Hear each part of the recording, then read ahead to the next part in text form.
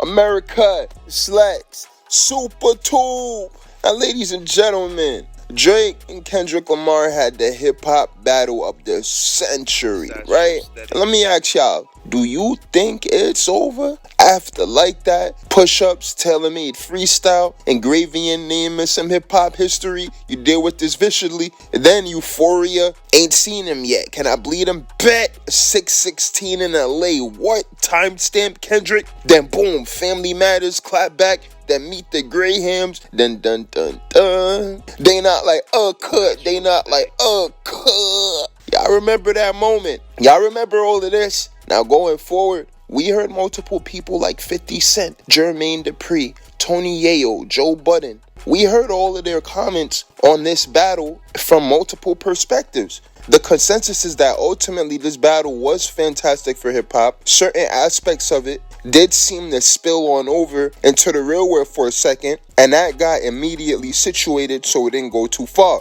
We remember what happened at Drake's house, certain artists not being able to go to Canada. We can't forget that Bumbleclot pop-out show. Then the video came out. Y'all remember all of this, okay? It was in the same moment. After the battle, Kendrick Lamar still hasn't released an album yet, and he's been very successful with maintaining an air and an element of mystique around him. Drake dropped about 6-7 records, the 100 gigs, which fairly worked out in his benefit in terms of reorienting the online narrative. Kendrick then announced that he'll be headlining the Super Bowl, and we know that Drake has a role in curating the 2026 World Cup. Mr.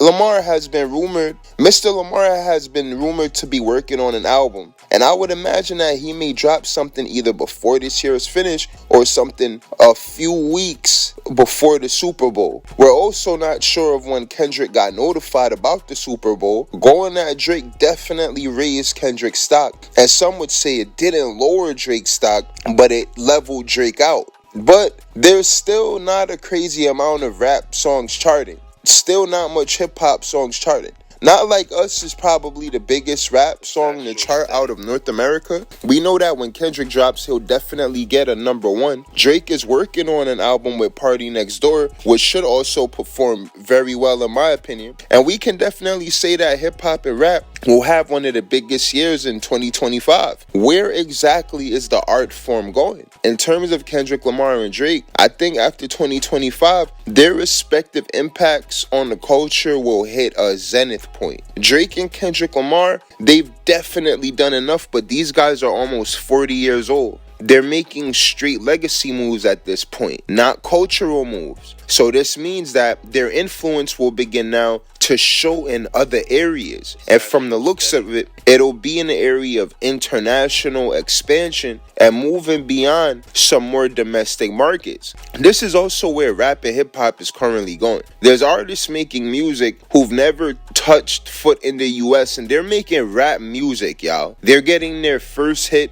right? This thing been going international. Rap hip hop is on the world stage with other genres. Ultimately, we're currently experiencing another shift in terms of hip-hop. As TikTok culture, Instagram Reel culture, shorts become more apparent in terms of market space, artists will acquiesce and create music for those audiences. Highlights of this, y'all: Kendrick Lamar, Drake, J. Cole, these guys are almost 40 years old. We shouldn't doubt hip-hop's power with creating household names and dynamic artists. It's up to the generation to choose who and what they want to champion. Kendrick Lamar and Drake, aside from dropping their next projects, I would say after their next 2 or 3 projects, I'm not going to be expecting J. Cole, Kendrick Lamar, Drake. I'm not going to keep expecting them to push the culture forward. You get what I'm saying? Because now it's up to the new generation to choose who they want to champion. With the way music is being constructed, kind of omits the cultural